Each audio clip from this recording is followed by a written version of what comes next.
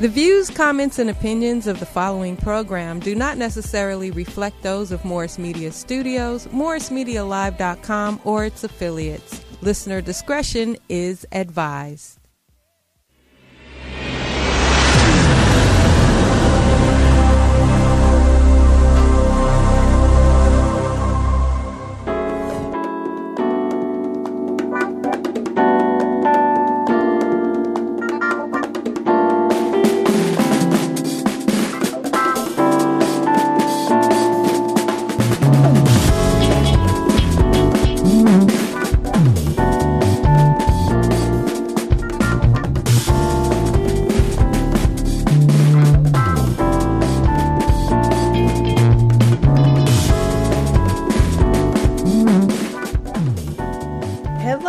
My name is Kara Adams, and I want to welcome you to Hidden Treasure Moments. This is a podcast about normal, everyday, beautiful people that have experienced just life-altering events and really about how they made it through. Our goal is to give you hope, to give you enlightenment, to make you laugh a little bit, but most of all, to show you that no matter what you're going through today, tomorrow is a new day. That when you wake up in the morning, you will see that the sun is shining and that things will get better. A little bit about me.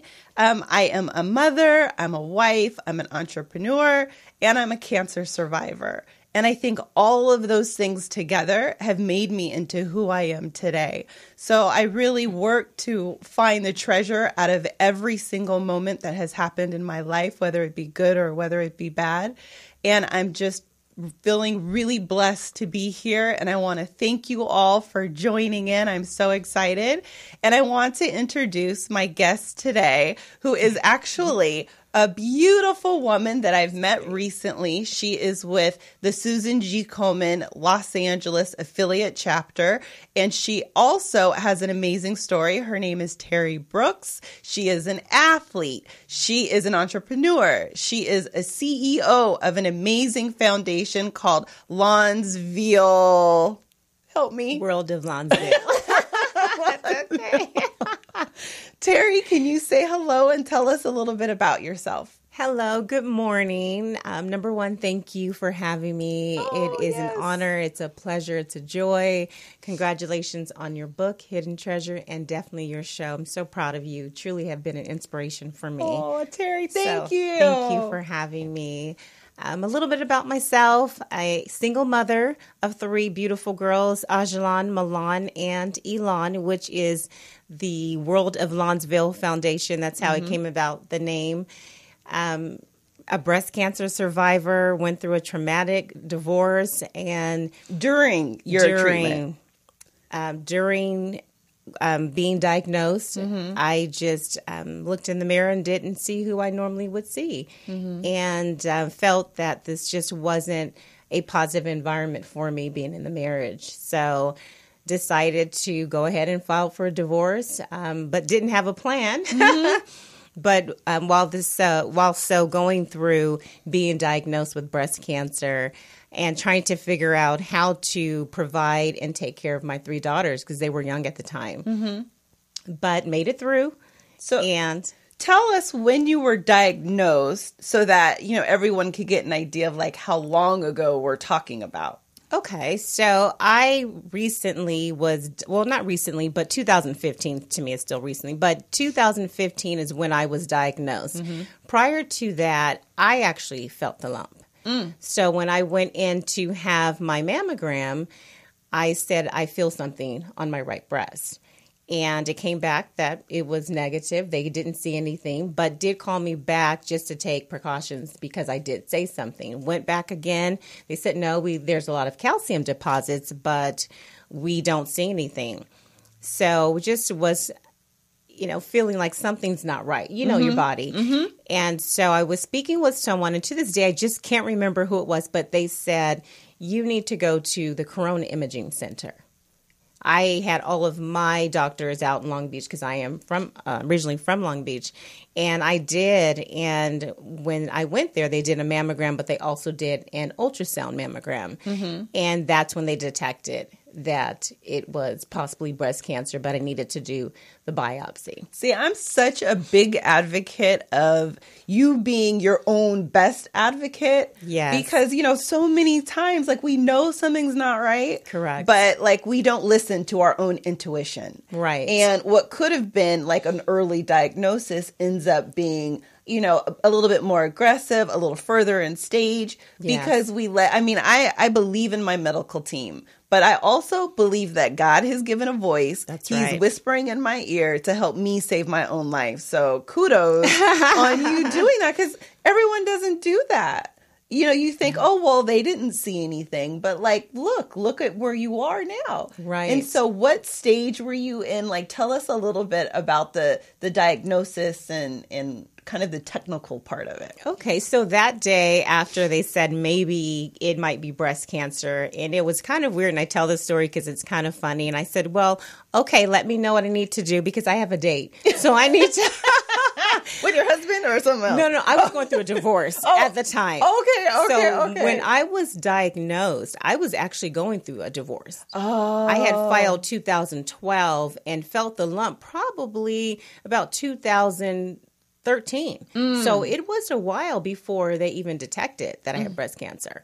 But the lump was protruding out. Oh, wow. Oh, it was. And my girl said, Mom, you have a knot on your right breast. And I said, I know. And in my spirit, I knew. I knew it was breast cancer. So the radiologist, he looked at me and he said, okay. I said, well, you know what? My faith is going to carry me through and I'm going to get through this. I need to go home and get dressed. So you guys call me, let me know which appointments I need to take. So wow, we never heard that response before. That wasn't mine. I know. I didn't respond like that. That's why I love your book. It's so, just transparent and you are there and raw and I love it. But I said, okay. And so after that, my mentor from my church at the time, Friendship Baptist Church, she went with me and a girlfriend who was an attorney so they can take notes and just kind of make sure we're gathering all the information necessary. So after the biopsy, they said, yes, it is breast cancer. And it was in my lymph nodes as well. And I was stage 3B. Oh, wow. I was, because it had been a while before finally someone said, okay, it's breast cancer. And then it was a journey even finding a doctor to even perform the surgery. Why is that? You would think like, okay, I have breast cancer. Like, yes, the next step is obviously having surgery. Like, why was that hard? It was, and I think it's a part of the journey that God entrusted me with this. And I always say it was never really for me. It was for me to go out and be able to help other women. So going through this journey, having to fight to find a doctor, it just almost seemed insane for me. And so finally, my primary, they found my doctor. They said, you can go anywhere you want to go at this point. Because when I was diagnosed, there were maybe a few of my other girlfriends who were diagnosed at the same time. Everyone had surgery but me. Oh, my gosh. And we're talking about from early March, and I didn't have my surgery until June. Waiting and waiting. Yes. Having to wait. And that's why you have to be your own advocate and you have to keep pushing to get what you want. So, yes. But finally, we found Dr. Attar, who's an amazing doctor, and he was the one who performed the surgery and did my mastectomy. And now, did you have a bilateral or did you have a single? I originally had a single. They did the right breast, took the right breast, and then they took the lymph nodes, pretty much all of my lymph nodes. And he said he wanted me to wait and to heal. And I said, I'm in agreement with that because I trusted him that much. The moment I met him, I said, he's the one. Yeah. And he wasn't pushing me into chemo or radiation because I had already made up my mind I wasn't going to do either. Yeah. And so he said, okay, but the oncologist that I had wasn't going to sign off on the surgery because he wanted me to do chemo. And I said, no. I said, I'm going to come down there. If I have to come down there, you're going to sign off on these papers. And then my doctor was on the phone with me and he said, you know your body. So I'll go ahead and sign off on it. But then, wow. Yeah, this has been a journey. Most people say, oh, we go to surgery, we get it taken. Oh, I had to fight for surgery. I had to fight to find a doctor. There was doctors who said, if I can't understand why you don't want to do chemotherapy. If my mom told me that, I'd slap her. And my girlfriend and I said, this is Wow. our time to exit. Yeah, that's not the right doctor for you. That's not the right doctor for me. And So, now, for me, I never even thought that like not doing chemo was an issue, was an opportunity, I guess I would say. What was your thinking behind it? Like, for me, watching some of the people who I know go through chemotherapy and radiation, like I felt like the cancer isn't what hurt them, did them in. It was really, I had a couple of good friends who passed away, and it was the side effects of chemo. right. Which I didn't, it didn't dawn on me that the chemotherapy could kill me faster than the cancer. That is correct. And so tell us a little bit about that. Well, the day I had my appointment with my oncologist, my girlfriend went with me, and she was an attorney who prosecuted oncologists What? for giving out false and fake chemo. Yes. I didn't even know that was a thing. Oh, it is. It is throughout the United States. So as we walked in, she immediately said, I hope you're not on my list. And the interesting thing was she was a prosecutor in the city of Riverside. That's where I live. That's where in Corona, Riverside County. Yeah. So that was her job. And he immediately was really nervous. So she said, I have my list right here. So we're going to sit down and go over everything. And so he said, she goes, well, no, you're not on my list, but I do want to let you know what I do for a living. And so immediately I think he was intimidated. But as he went over, and I still have it in my journal, I wrote everything out. She was taking notes of the chemotherapy that I would need. And I finally looked over it, and I looked at him. I said, is this for me? And he said, yes. I said, are you sure? Or is this just what you give out generally? Because this can't be for me. I wouldn't make it through. I just felt I wouldn't make it through. But even still, my mother was diagnosed with cancer. They said breast, and they said that it was Hodgkin's lymphoma. It was in the breast. It's breast cancer. But long story short, I was the one taking her to all her chemotherapy appointments. So you saw. I saw it all. I had to wash her hair. It was in my hands. I saw how ill she was. I took her to her radiation appointments, and where it burned her throat and she couldn't even swallow or eat. And I just said, if that were ever me, I wouldn't do it because God knows my last day on this earth, and I trust him that much. And so my oncologist said to me, I know you're kind, the religious kind. I said, it's my faith and it's a relationship that I have with Christ, and he will get me through, and by his stripes I am healed. So I have no worries. Oh, wow. And that was just, I didn't have any fear. I was not going to let it get me. Yes. And now you've been cancer-free for how long? Since 2015. Wow. Yes. The glory goes to God. Yes, all honor is due to him. Oh, my goodness. Yes. So And it's so, amazing. like, what are you doing now to stay healthy? And before I digress, because I'm like a squirrel, or I'm like a dog, and I'll be like, squirrel, like. Me too. Me too. So there was something you said that's really interesting to me about your attorney, your girlfriend who's an attorney. Yes. And like, is she still practicing? Like, if viewers or listeners are like, oh my goodness, I need to know somebody like that because of something Yes. that I went through or something that my family member went through. Like, is she currently practicing? Is she available for consultation? She isn't. She was actually on other cases, like the Armstrong case back then and so forth. But then she took a break so she can do event planning. Yeah, so she's so talented. Yeah, it does. And she was traveling so much, but was able to adopt two beautiful girls. So she wanted to kind of transition into something else. Okay. But there's so much information out there. You would be surprised how many stories from North Carolina to Chicago to here about how many doctors. I mean, that's sometimes how they get paid. So, and it's not all doctors, of course not. But you just have to know and feel whether this is right or this isn't right. Yes. And so, go and do your research. Yeah.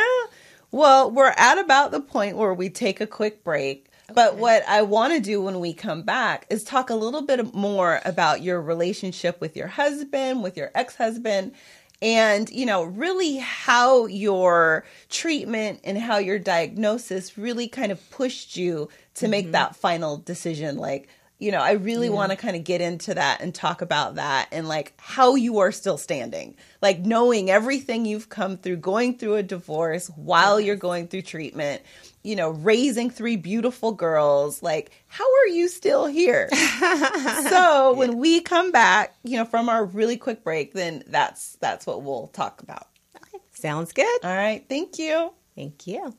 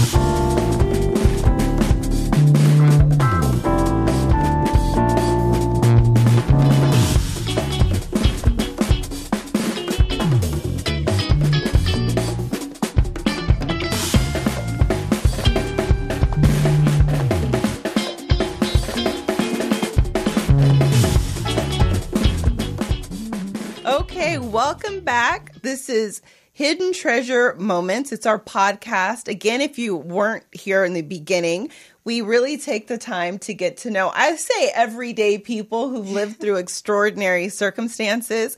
My guest today is Terri Brooks. And where we left off was really the relationship with your husband, now ex-husband, kind of during your treatment, and what made you kind of make the decision to, leave, to kind of make such a final decision?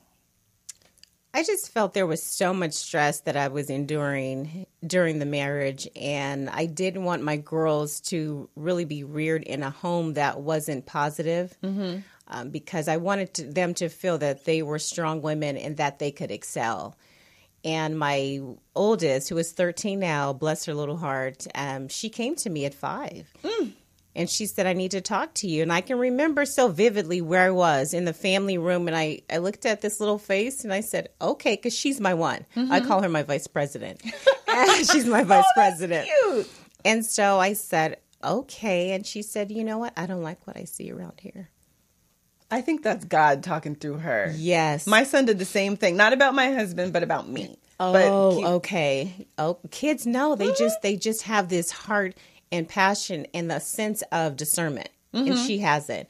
And she says, you're always in charge. You do everything. And I feel as though Dad's not involved. Dad doesn't do this. And I thought, man, she nailed it. But I'm not going to tell her that. Yeah. And so at 5, crazy. She came to me and I just said, okay.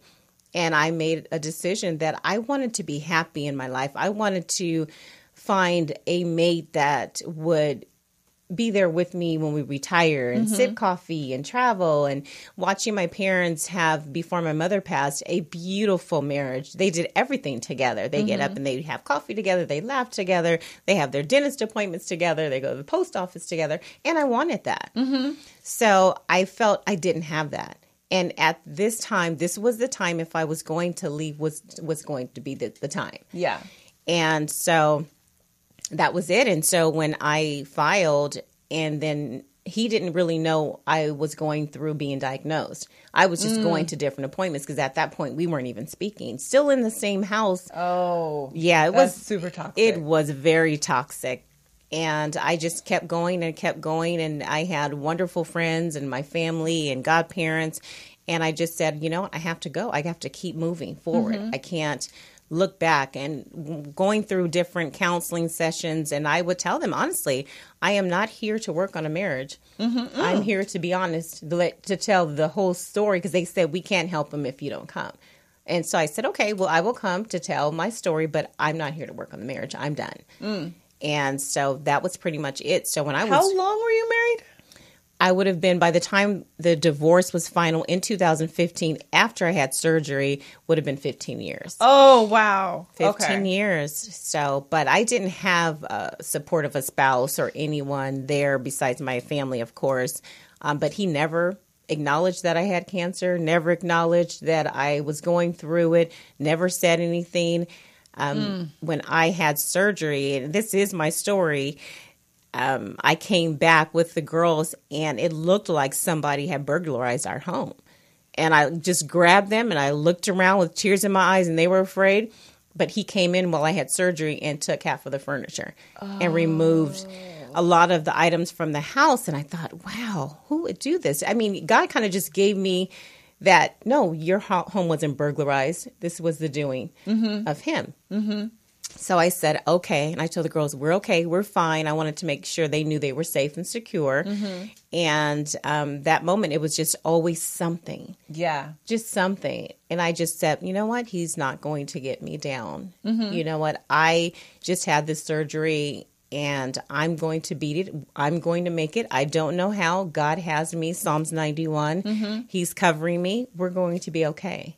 And that is really interesting that you say that. You know, in the beginning, I saw cancer as the beginning of the end. Like, I saw it as, this is something that, you know, people don't always make it from. Right. And, you know, when we had to tell my son, and when my husband was consoling me, you know, it was like, okay, no, I'm not looking at this right. You know, I have to be here for my kid. That's right. I have to be here for my husband. Like, God has put me on this earth to be a messenger and to do the good work. I didn't know what that would look like, but I knew that dying was not an option, that it was not my time.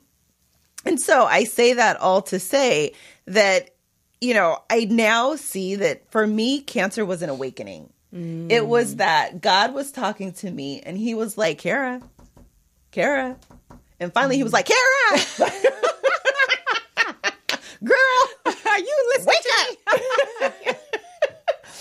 And so that's how I see it now. And I think, you know, how dare I not do his work? How dare I not talk to women and be as open and transparent?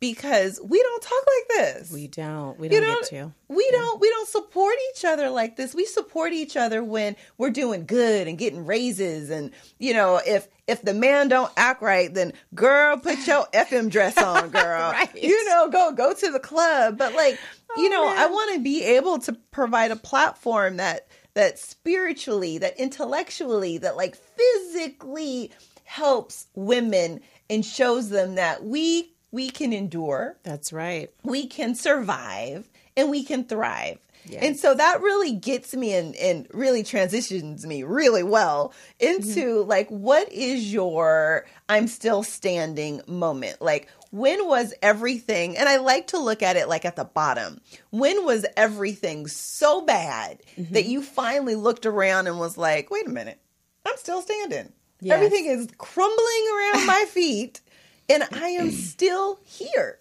Yes, it's emotional. Please, girl, you cry. We're all friends here. I might lose these eyelashes if I cry. I'll know where they are. I'll help you find them. You know, they're on, but they might go away. But the moment I realized I was still standing was actually last year.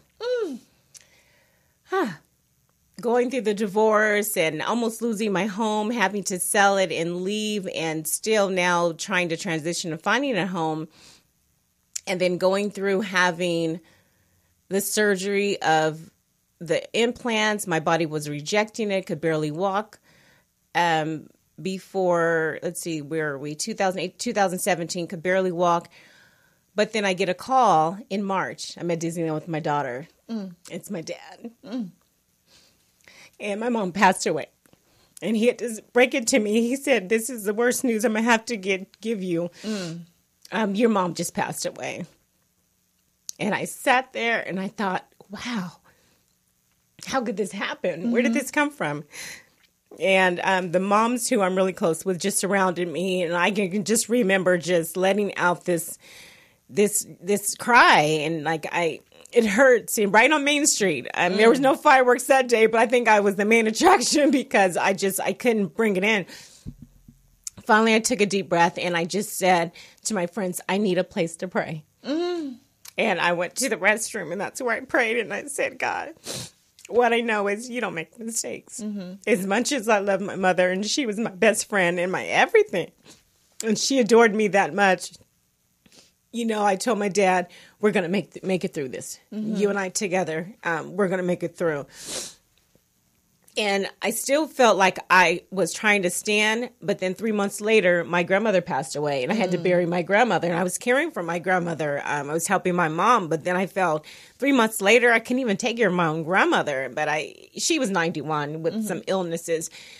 But after I went through that, I said to myself, I'm still standing by the grace of God. Nobody but God. I said, I went through cancer, body shutting down, couldn't walk. I couldn't even comb my hair or put my clothes on. My girls would have to help me. It was the breast cancer illness or breast implant illness that my body was shutting down from. And after all the deaths and having cancer and going through a bad divorce, about to lose my home, I said, I am still standing by the grace of God. I can conquer anything I set my mind to. There's nothing that can come in my path that I can't hurdle over. And that's the point I knew the strength God had given me. I didn't even know I had. And it was teachers and principals kept saying, you have amazing strength. You have this. And I would always respond by saying, I'm still standing by the grace of God. So when I read that you were going to talk about that, I was like, oh, yes. Yes. So. Oh, my goodness. See, you got us up here crying. Sorry. Oh, no, girl, don't cry. Don't cry. These are happy tears. Yes, they are. These are happy. These are, that this good work, that somebody is hearing it and somebody is thinking, if Terri can go through that, I can go through what I'm going through. And that I know without a shadow of a doubt that your mom is looking down and thinking, go girl. That's my girl. That's my baby. Go. Oh my gosh. She was my biggest fan. Oh. She was. I know she's smiling down. I remember the day I had to go over to see my grandmother, and we had hospice nurses that would come in.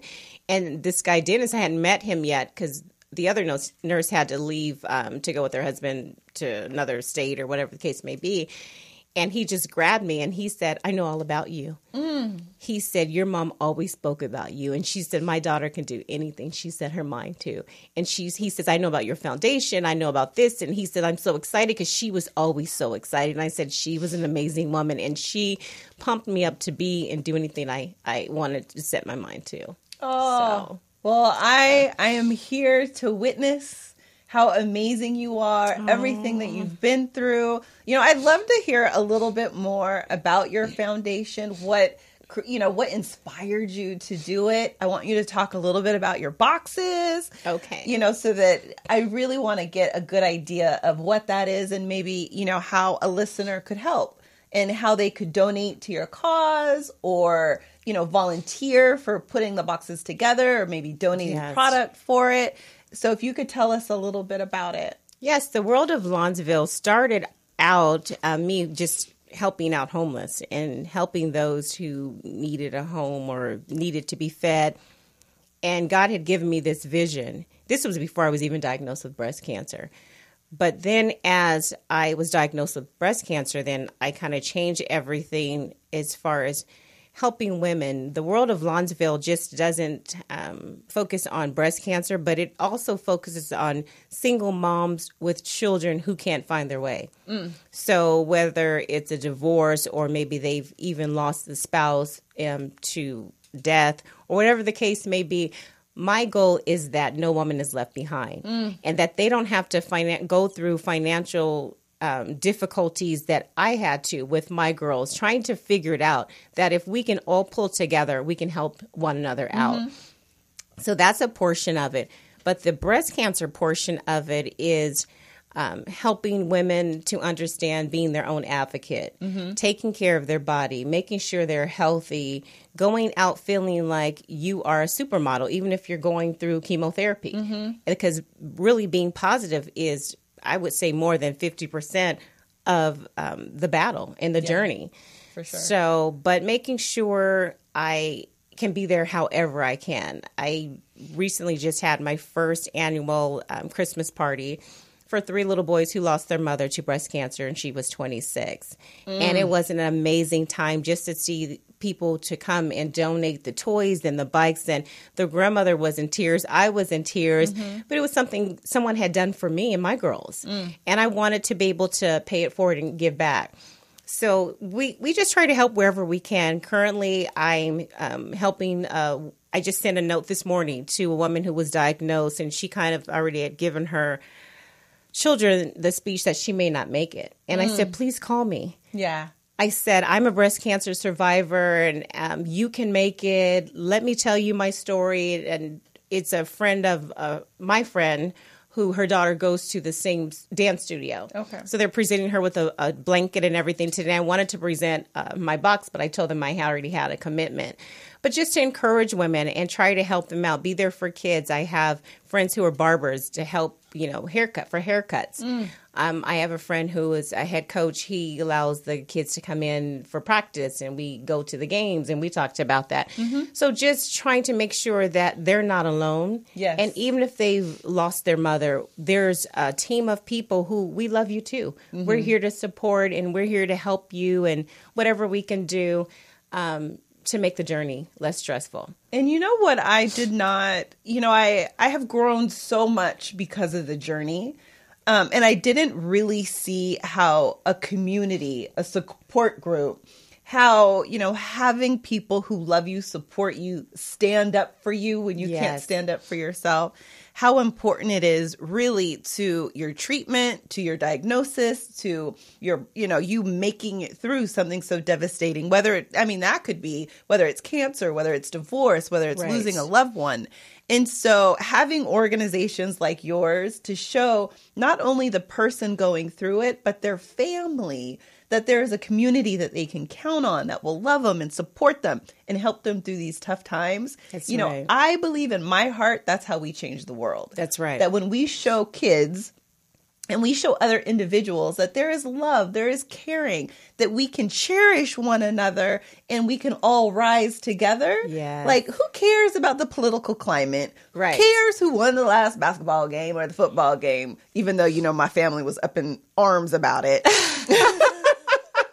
But if you can see that there's a support group of people who love you and who can help you through, and when you are feeling negative, when you're gripping the toilet thinking there's no way you're going to get back up, that we show you, yes, you will. Yes, you can. And yes, you are going to. That's because right. that is how life and how God works.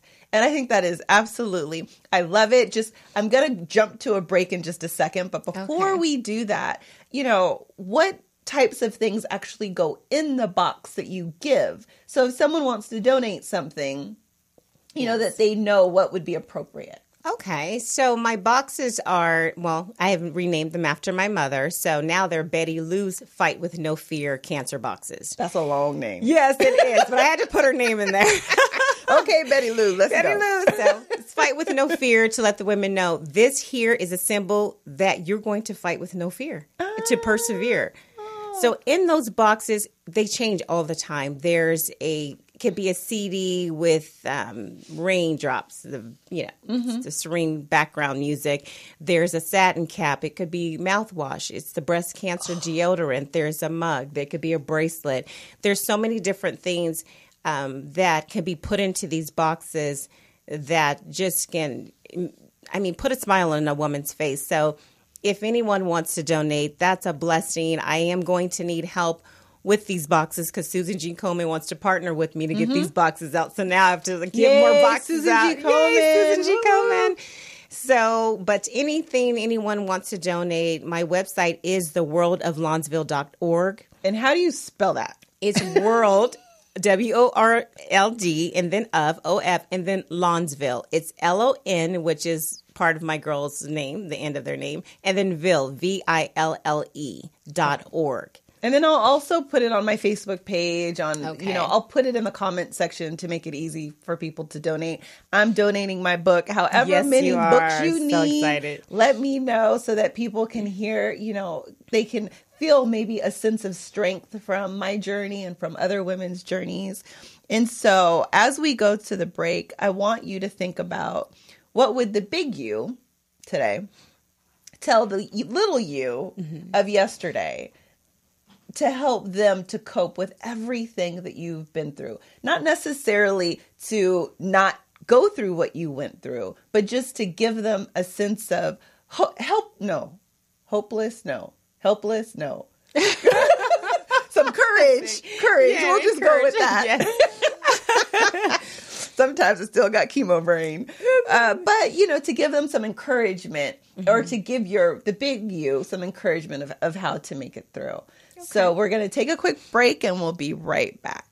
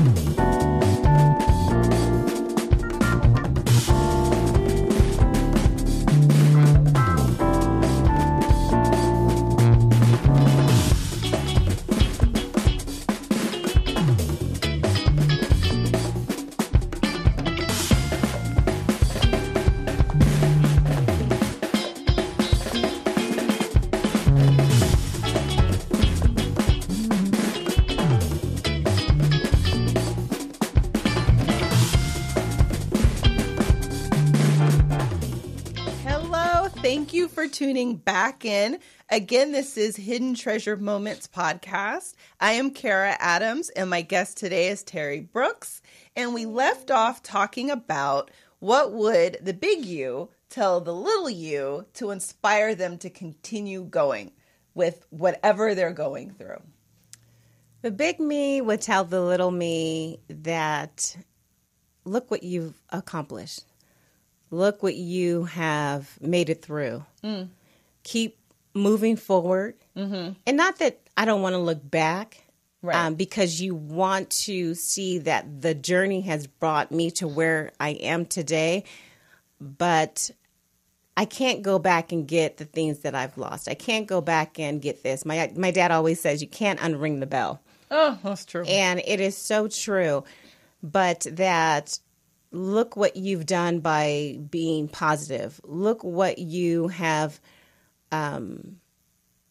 figured out along the journey of how to take care of you, how to take care of your children. Don't allow any rocks or roadblocks to get in your way, and know that you can hurdle over them and that you're still here. And look where you've come from.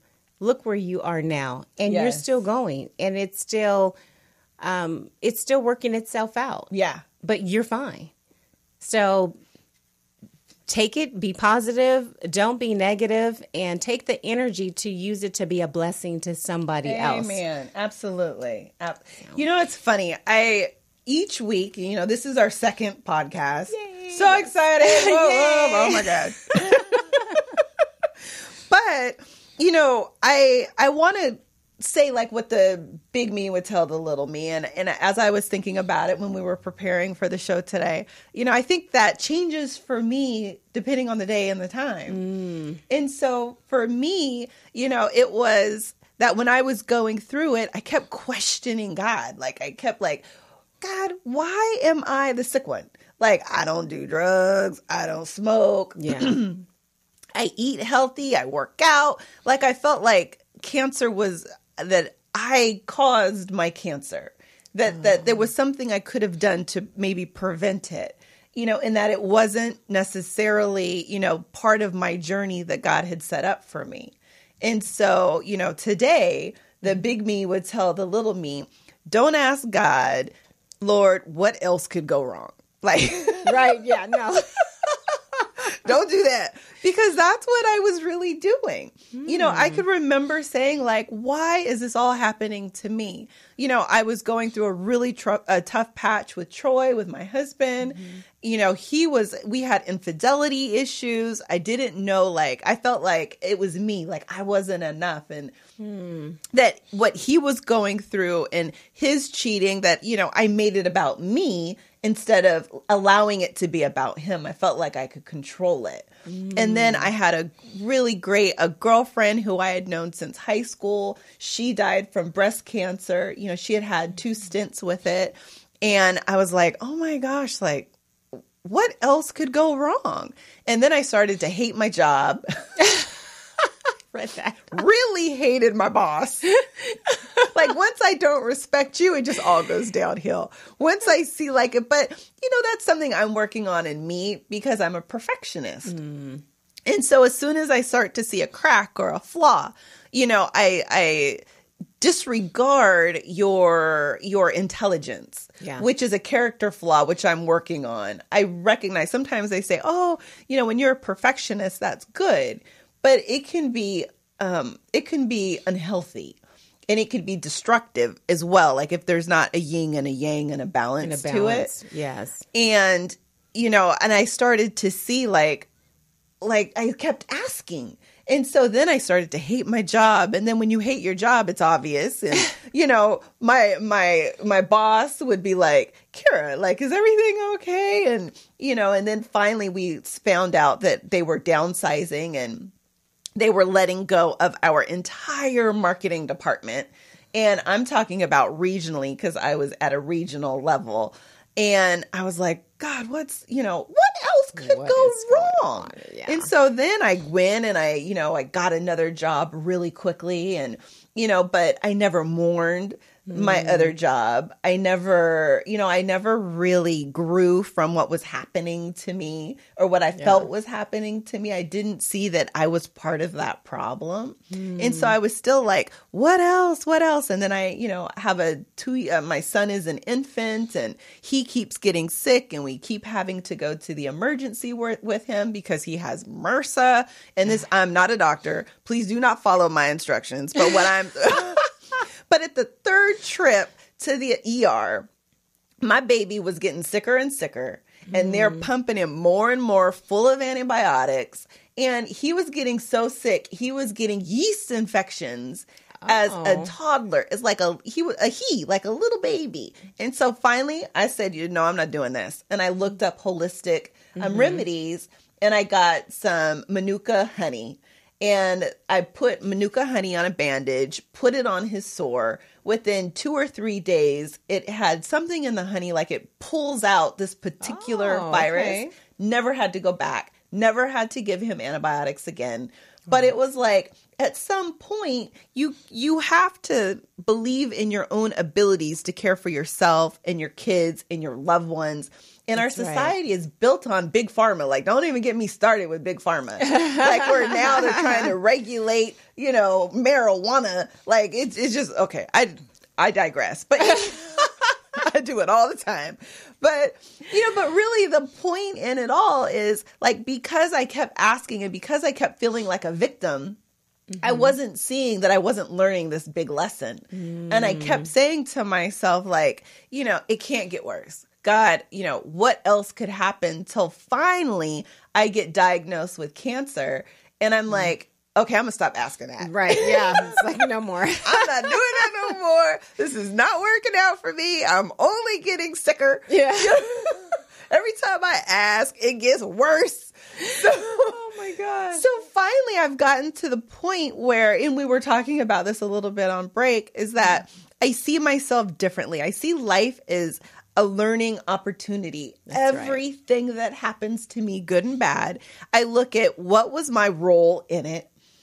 How can I learn from it? And how can I be a better person because of it? Yes. Like every single time. And I feel like I'm that big, tall palm tree with that big, huge head. And like I'm swaying in the wind. And like, I'm not going to sing the song. I was thinking like, we are the world.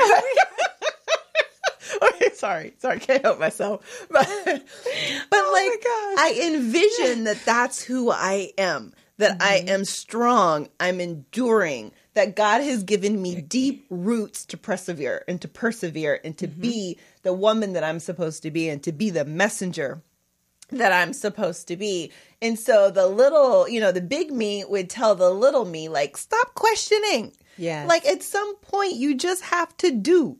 You have to do your best and know that you will learn along the way. That failure is just about the lesson. Like, I don't really see it as me truly failing unless I didn't learn anything from it. That's right. Like, if I don't learn anything, I don't get better at it. I don't become a better mom, a better wife. Like, then it truly was a failure. But other than that, like, girl, you just do you. I enjoy every day. Stop questioning. Yes. And feel a sense of gratefulness that I woke up this morning. That's right. Gratefulness that I'm looking super cute in this orange. Yes, in my you are. hair. That's my favorite color. Oh my goodness. But really, and that leads me into kind of what I want to do for the world and for women. I talk about it. I will talk about it every single week, that we are putting on a VIP gym retreat. It's going to be in Riverside. My husband was like, don't tell him everything. Keep him guessing, because he was here. Yes. He was here last week telling me what to do like always. Hey, baby, I know you're listening. You are. Through the years, I've realized how smart you really are. But, the gym retreat, it is really to just embrace women, embrace our community, let women know that it is okay to be selfish. It's okay to love yourself. It's okay to take 5 minutes to put your makeup on, take an hour to get your hair done. Like now, I tell myself it's okay if my husband and my son eat McDonald's or eat Taco Bell for dinner when I'm getting my hair done. Like, I can't control it all, and I don't want to anymore. And so that's what that day is about. It's about loving each other. It's about letting each other, letting us be ourselves. You could wear sweats. You could do whatever you want, but it's a day to glorify, to, love each other, lift each other up, and have an amazing day that is just about us, as selfish as we want to be. So it's on May 11th. It's a full day. It's 8:30 or 9 o'clock until 4 or 5 o'clock.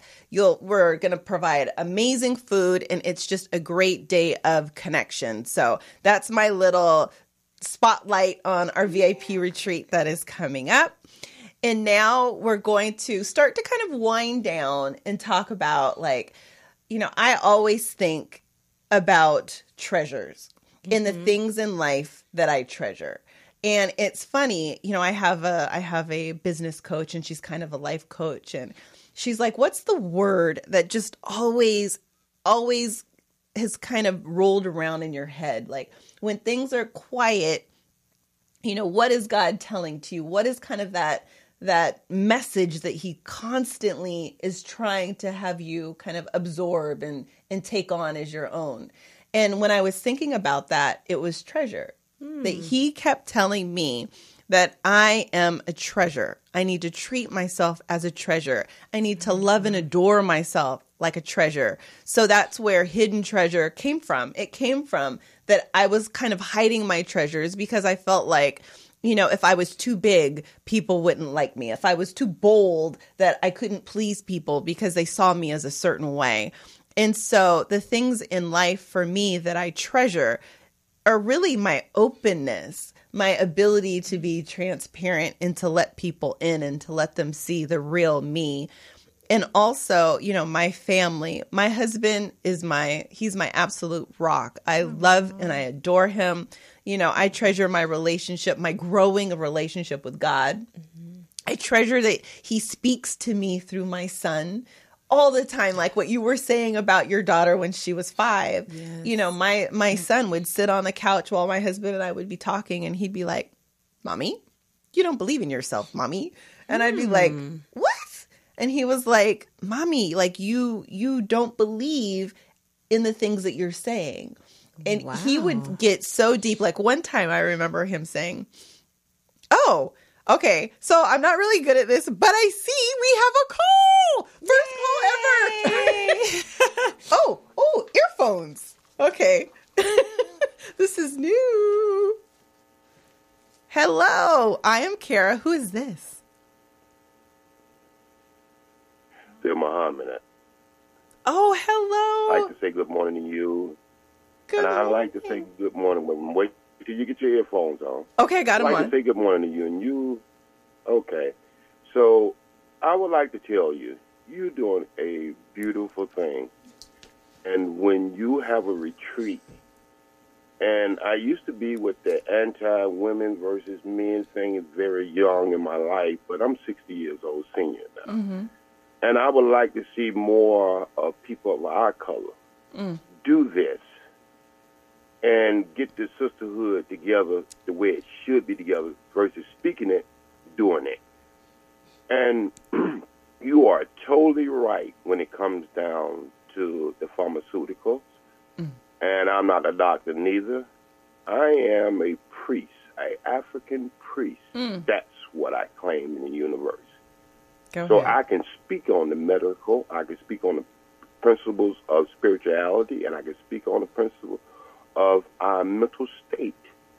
And what you are doing is what every woman should be doing in every state to get our sisters together to make us understand the greatest trick has ever been played on humanity has been played on us. And until we do that, we're not going to solve, because you don't bring a gorilla from Africa without bringing his food. They bring us from Africa, and they didn't bring our food. And that's what we're suffering from. We understand mentally what we take in and dissolve, how it affects us, positive or negative, but we have never understood what the food that we put in our system. And so, to you, two beautiful queens, Oh, thank you. I'll be calling you on a regular when your show is on. I like the vision of what Mrs. Morris is doing. I could help her in a certain kind of way as far as the vision coming over YouTube, and I'll be talking to her. Matter of fact, I helped one of her hosts to get his life together years ago. Now, he don't trade back, of course, but Mr. Toomer is a dear friend of mine. And so I tell you two sisters, keep doing what you're doing. It's going to start off slow because it's hard for us to take positive information other than the stuff that we've been regurgitating for the last 200 years. So when something new comes, it takes us a while. But you know what? We all want to be happy, and we all like a winner. And the truth will always win. Thank you. Thank you for being our first caller. This just means so much to me. I know I'm in my mission. I know that God is smiling, that we have all come together. And so thank you so much. And I look forward to your calls every single week. I'm on at 10:30 to 11:30 on Thursday. So thank you so much. And I will be posting your show on my Facebook page. People are like, I worked in the acting field for almost 15 years, so I do have some little followers. So this the kind of stuff. Thank you so much. It means so much. It means so much. Keep that smile. It's just like the sun. Okay, thank you. And I will talk to you next week. Okay, you too. Yeah. Bye-bye. How exciting. Oh my gosh. Yay. Okay, we got high five on that one.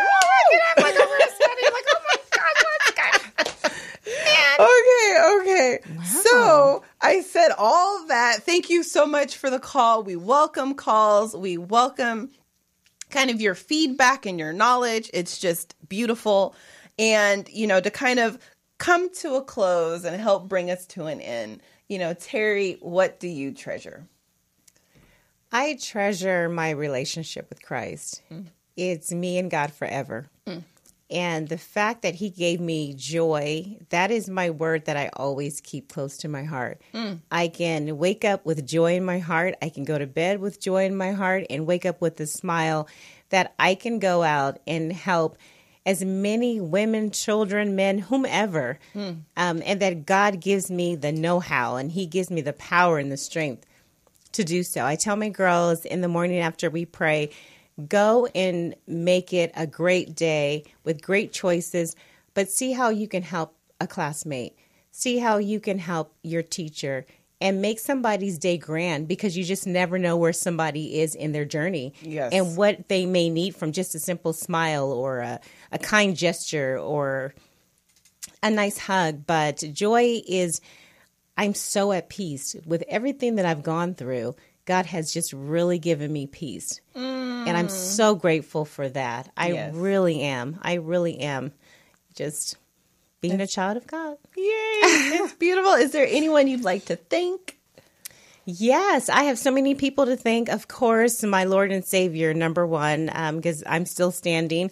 But my wonderful Father, who has always been there for me, and I am who I am because of him. Definitely Friendship Baptist Church. We lost Pastor Carrington last year, but being able to give me the foundation of studying the Word there at church, the principals at my daughter's school, Crossroads, Principal Sutton and Mrs. Marcel, who helped take my kids to school when I was going through surgery, my friend Susie Keel and Jenny, and of course my three beautiful daughters, Ajalan, Milan, and Elon, just the love of my life. I love them more than I love myself. They are just precious gems. But thank you for having me and just allow me to voice my journey. And have a platform to voice my journey. So. Absolutely. You are always welcome back. Thank you. I want to say a few thank yous myself. I want to thank the caller for calling in, because that was absolutely unexpected and amazing. I want to thank the poetess, Felicia Morris Media Studios, for having us here, because this has just been truly kind of that gift that I didn't even know I wanted. I feel so blessed to be here and to be on a platform. I want to thank you, Terri, Miss Terri Brooks, for being such an amazing guest. Our January sponsor, which is American Solutions Group. Thank you for sponsoring our show. It really takes sponsors to help us to do what we do and help us kind of give the message and live in our purpose. And also, I want to thank all of the listeners and the viewers. Thank you. Whether it's 2 or 2,000 or 20,000 someday, I'm putting it out in the world. I really want to thank you for being here with us and being on this journey. Remember, we are on Thursdays from 10:30 to 11:30 live. Yay! So I don't know how many times I'm saying live. I mean, yay. But from 10:30 to 11:30, you can find us on Morris Media Live on YouTube as well. But you'll see the links because I'll send them out. And my closing remarks are, I am Kara, and remember to treasure each and every day. Until next time.